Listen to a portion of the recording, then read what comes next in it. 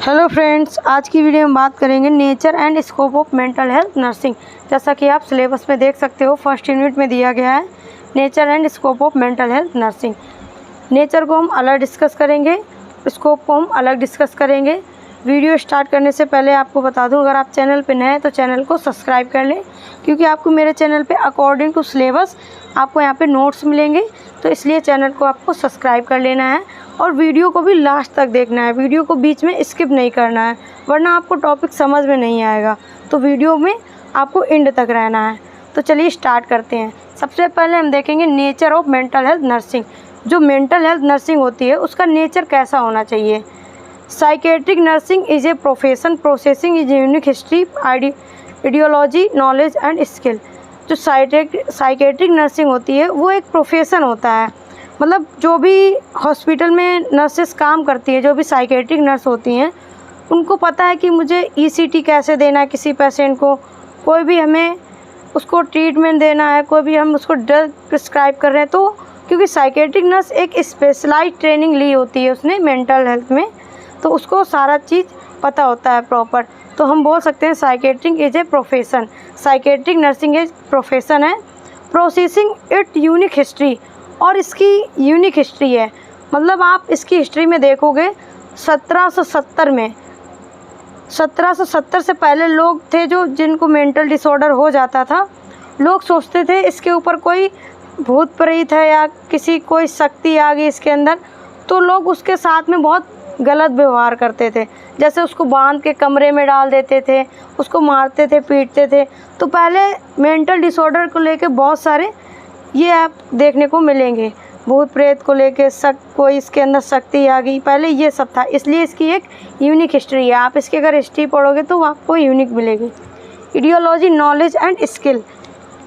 और जो भी नर्स होती है साइकेट्रिक नर्स, उसको पता है, उसके अंदर नॉलेज होता है, स्किल होती है कि मुझे कोई भी ड्रग देनी है वो किस टाइम पर देनी है और उसका किसके अकॉर्डिंग देनी है।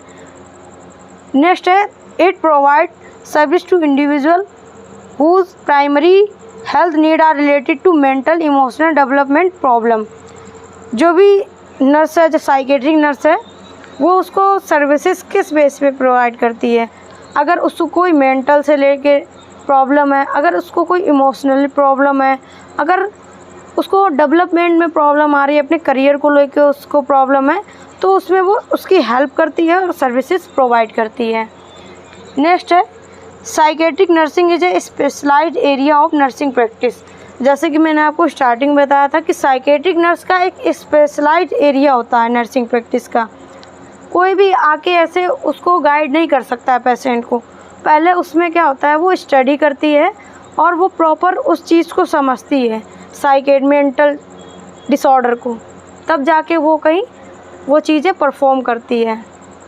Psychiatric nurse is both art and science. जो साइकेट्रिक नर्स होती है वो एक साइंस भी है और वो एक आर्ट भी है। इसको आर्ट क्यों बोला गया है? The art of caring professionally embodied therapist audience aliens that develop between the nurse and patient relationship.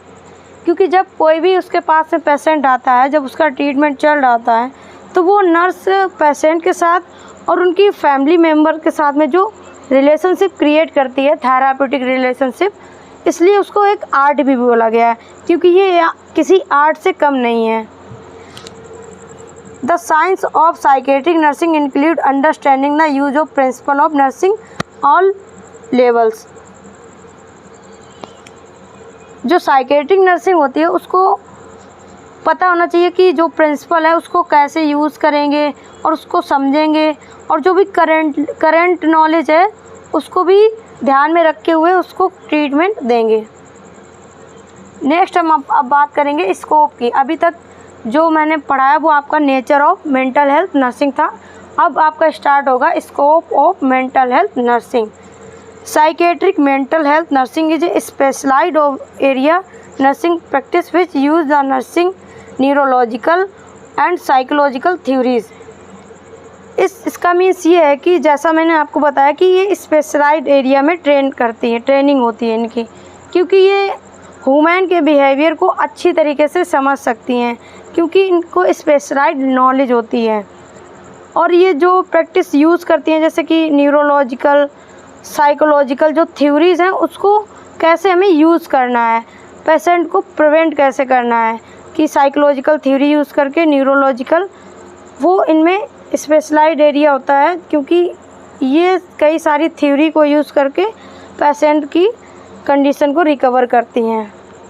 Next है primary goal of continuum of care is to provide treatment that allow to patient achieve highest level. इनका primary goal क्या होता है? Continuum of care. ये जो patient है इसको कैसे प्रिवेंट किया जा सके। जैसे किसी को अगर प्रॉब्लम हो गई है, अगर उसको साइन सिम्टम आ रहे हैं, उसको ट्रीटमेंट नहीं दे रहे हैं, तो वो और उसकी ज़्यादा जो मेंटल डिसेबिलिटी है वो इंटरप्ट हो जाएगी, डिस्टर्ब हो जाएगी। बट उसको अगर हम उस चीज़ के बारे में नॉलेज देंगे, उसको प्रॉपर काउंसलिंग करेंगे, उसको उस चीज़ में अवेयरनेस देंगे, तो वो आपका वेलनेस की तरफ जाएगा, वो जो पेशेंट की कंडीशन है वो रिकवर होगी। तो इसीलिए बोला गया primary goal of continuum to care. Next है उसी में continue, the area of concern of psychiatric nurse include wide range of actual potential mental health problem such as. जो साइकेट्रिक नर्स होती है वो कौन कौन सी प्रॉब्लम को प्रिवेंट करती है, उसका जो रेंज है वो बहुत वाइड है, वाइड स्कोप है इसका। वो जितने भी मेंटल हेल्थ से रिलेटेड जितने भी प्रॉब्लम आती है सारा कुछ इसमें सॉल्व करती है साइकेट्रिक नर्स, इसलिए इसको वाइड रेंज बोला गया है। Promotion of wellbeing mental and physical health, ये जो भी मेंटल और फिजिकल हेल्थ होती है इसको प्रमोट करती हैं, उनकी हेल्प करती हैं कि उसको कैसे वेलनेस की तरफ ले जाए, उसको प्रिवेंट किया जा सके। प्रिवेंशन ऑफ मेंटल इलनेस, जैसा कि मैंने आपको बताया कि वो कोई भी उनको मेंटल इलनेस है, डिप्रेशन है, एंजाइटी है, अल्जाइमर डिजीज़ है, वो उसको प्रिवेंट करती हैं, उसको ट्रीटमेंट देती हैं, उनको काउंसलिंग देती हैं और उनकी कंडीशन को समझती हैं और जिससे कि पेशेंट जल्दी रिकवर हो सके। Impaired ability to function related to mental health problem, अगर किसी को ब्रेन इंजरी हो गई है, ब्रेन डैमेज हो गया, जिसकी वजह से उसकी कॉग्निटिव थिंकिंग है वो कम हो गई है, तो वो जो उसका फंक्शन है वो प्रॉपर नहीं कर रहा है, उसमें इम्पेयर्ड आ रहा है, तो वो उसकी हेल्प करती हैं। Behaviour and mental status this indicate potential danger to self and other.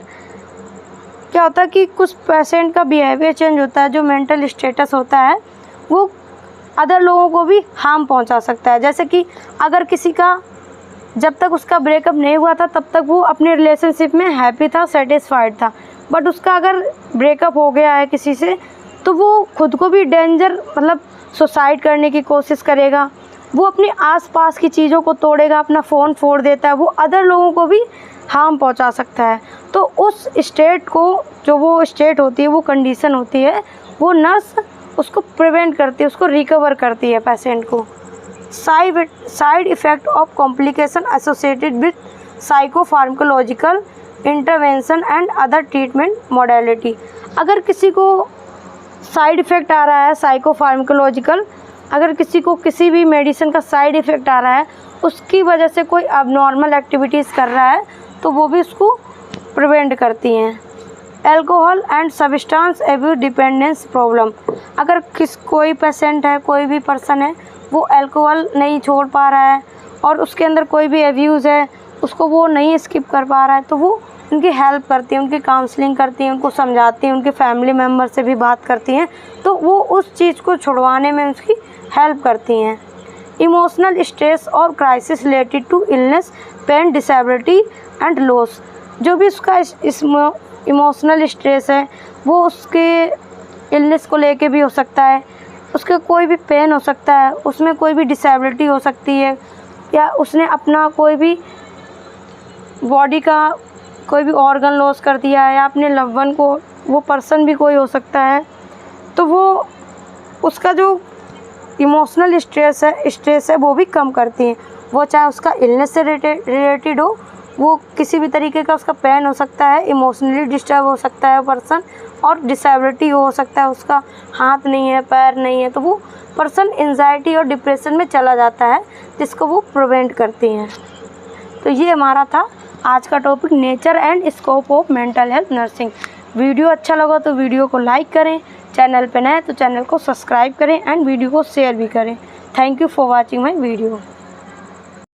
Subscribe for more content.